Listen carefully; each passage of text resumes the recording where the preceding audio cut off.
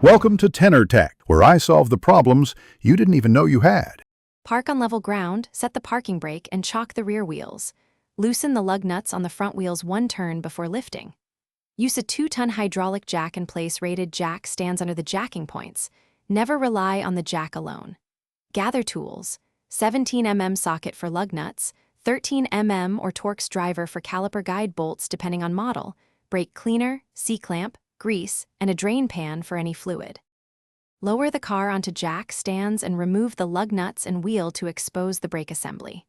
Locate and remove the 2 caliper guide bolts. Some models use 13 mm bolts, others use Torx T30.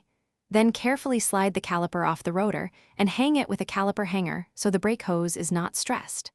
Slide out the old pads, noting their orientation and any shims or anti-rattle clips. Remove the retaining pin or clip if present, and set hardware aside for inspection. Use a C-clamp and a wide block or rag to compress the caliper piston evenly until it is flush to accept the new pad. Protect the piston surface and watch brake fluid level in the reservoir. Install new pads with any shims and clips, fit the caliper back over the rotor, and torque the guide bolts to 25 Nm. Reinstall the wheel and lower the car, then torque lug nuts in a star pattern to 120 Nm.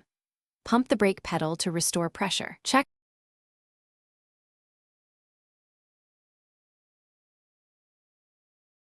Thanks for watching. Subscribe to keep your life in tune.